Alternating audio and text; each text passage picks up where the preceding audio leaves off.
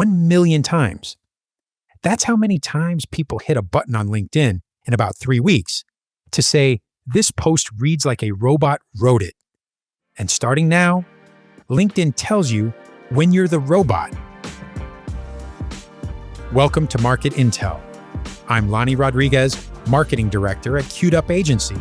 And as always, Maya Chen is here with me. Happy to be here. And the disclosure we run every week for anyone new, Lonnie's voice is an AI voice clone of his real voice, and I am an AI co-host, not a person. The research is real, the opinions are ours, and you hear it at the top of every episode. Which, as you'll hear in Story 3, turns out to be a very good habit. Here's the week. LinkedIn's AI Slop button is not a gimmick anymore. It's a reach penalty, and it has receipts. Meta will now plug an AI assistant straight into your ad account, your inbox, and your spreadsheets for free to start.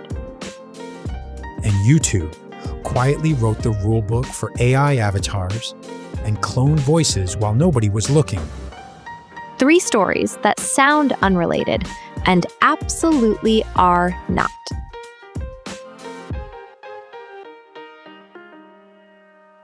August 21st. Srinivasan, he's the Chief Product Officer for LinkedIn's ecosystem team, puts out a number. Since that seems like AI Slop button launched in late July, members have clicked it over 1 million times. 1 million. Okay, but a button is just a button. What does clicking it actually do to me? 2 things changed. LinkedIn now notifies you inside your own post analytics when your content gets flagged. And Srinivasan's line was, quote, members are now experiencing 40% less views on what we classify as AI slop from just a few weeks ago. So it's a reach tax, not a takedown, not a warning. They just quietly turn your volume down. And it's on the one platform where every B2B consultant, freelancer, and small agency gets their inbound leads. This isn't a fun platform. This is the pipeline. Here's the stat that reframed it for me. There's an AI detection study from Pangram that found more than 40% of long-form LinkedIn posts were likely AI generated. Keep those 2 apart, though. They're both 40, and they're not the same thing. 40% fewer views is the penalty. 40% of long-form posts is how much of the feed is already AI drafted. One's the punishment, one's the population. And the population is what should make you sit up. If you've been pasting ChatGPT output into LinkedIn, you're not some outlier. That's close to half the long-form posts on the platform. And it isn't only LinkedIn, is it? It's not. Pew Research analyzed close to 500,000 web pages and found 35% of everything published since ChatGPT launched shows signs of AI authorship. A third of the open web. And when they pulled a random sample this July, the commercial web was the worst of it. .com pages came in around 10 times the rate of .edu and .gov. Which is exactly where our listeners publish. Which is why this lands harder on us than it does on a university. Okay, reality check me, because I can feel people panicking. Seems like AI slop is a crowdsourced vibe judgment. It's not detection. There's no model in the loop. It's people clicking a button because something felt off. Which means non-native English speakers get caught in it. Non-native speakers and anybody whose natural style is just tidy, structured. That's a lot of very real humans. And who audited the reach number, the 40% drop? Nobody. That's LinkedIn's own self-reported figure. No external audit, no appeals process, and no published threshold. So nobody knows how many flags it takes. So the punishment is measurable and the rules are invisible. Rough combination if you're a small operator. Bottom line, this is not anti-AI. It's anti-undifferentiated. AI as a drafting assistant is fine. AI as the final voice is now a distribution liability. And there's something you can actually do this week. Pull your last 10 posts in Analytics and check for flag notifications. Then rewrite one in your own voice, the way you'd say it out loud, and compare the reach. That's your data, not LinkedIn's. And we're watching whether they ever publish an appeals process. Funny you should mention Meta. Subtle. August 19th, Meta rolls out business connections for Meta AI. You link your Facebook and Instagram professional accounts, your Meta ad campaigns, and this is the one, your Google Workspace. Gmail, Docs, Sheets, Slides. Into a chat assistant. Into a chat assistant. Web, mobile, and a new Mac app. So what does it do that I can't already do? Analyzes ad deliverability, creative fatigue, budget allocation, benchmarks your organic content against comparable public brands, builds decks and spreadsheets, and it runs on a recurring schedule. That last one is the whole story for me. A weekly performance report that writes itself. Meta's framing was, quote, "You can ask Meta AI questions about your business and get answers drawn from the context only Meta has, like your account engagement and ad performance." And for a one-person operation, that's the task you either skip or pay an agency 4 figures a month for. And it's free to start. All right, where's the catch? 3 of them. First, it's read and recommend only. It won't change a budget or swap creative without your approval. Honestly, fine. I'd rather it not touch my spend. Agreed.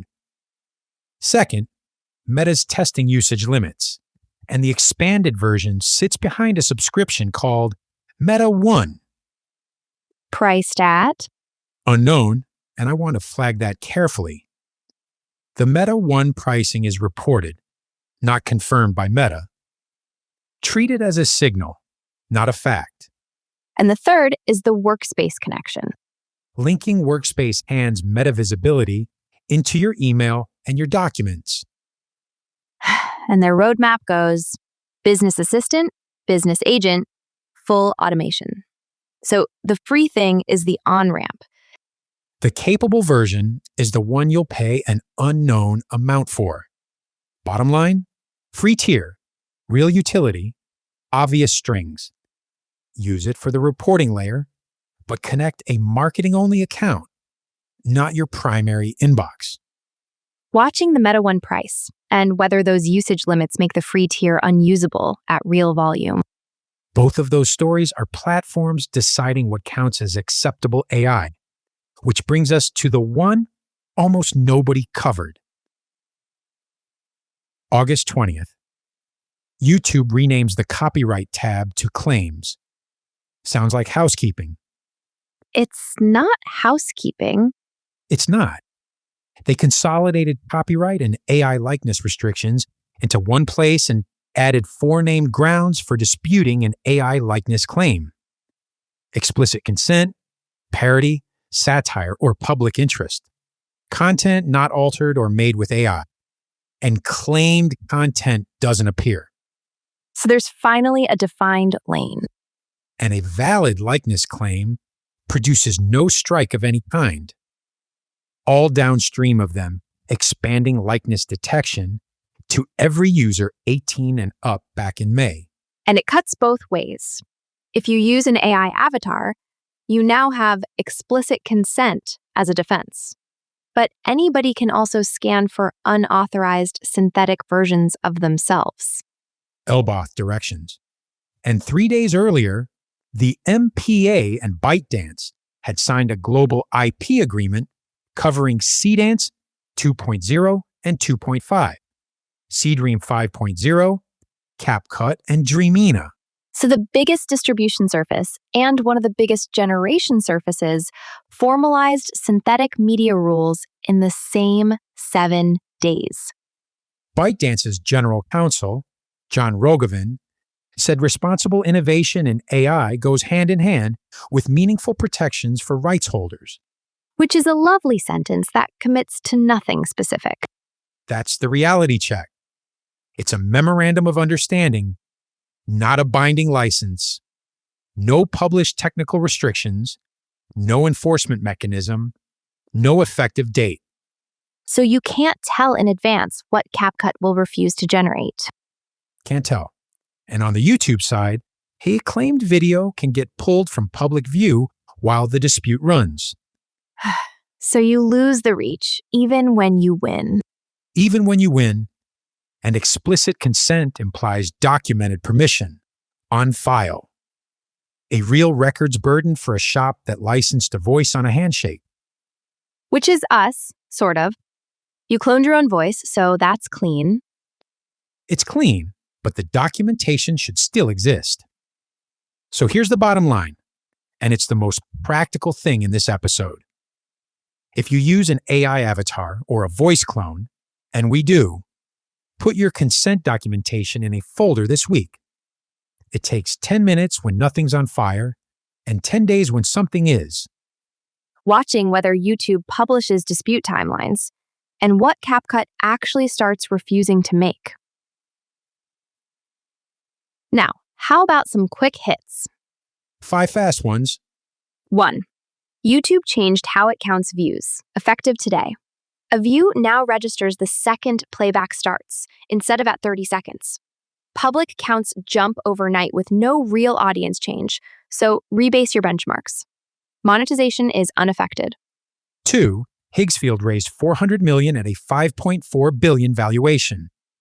The Financial Times reports annualized revenue climbing from roughly $20 million to around $700 million year over year. 3. Harvard Business School is running a $699 bootcamp using HeyGen AI avatars of its own instructors. Flybridge co-founder Jeff Busgang says, "My students love it," and also that it's a little creepy. 4. X launched an Ads MCP server, so you can query campaign performance in plain language from Claude or ChatGPT. Meta, TikTok, Pinterest, and Snapchat already ship theirs. 5 ad platforms now. And 5, Patreon shipped 30 creator features, including clips that turn long video into short form, plus discovery that ranks by topic instead of creator similarity. Small, paid podcasts can finally get found cold. That last one's quietly the best news in the list. And one to put on the calendar. YouTube doubles partner program entry thresholds. February 1st, 2027. 8,000 qualified watch hours, up from 4,000. Existing members unaffected. Which pairs uncomfortably well with that first quick hit. Bigger view counts, higher monetization bar. Notice that too. And as always, if you want to go deeper on any tool we mentioned today, every link is sitting in the show notes, waiting for you. Let's land it. LinkedIn is now measurably penalizing content that reads like a machine wrote it and telling you when you've been flagged.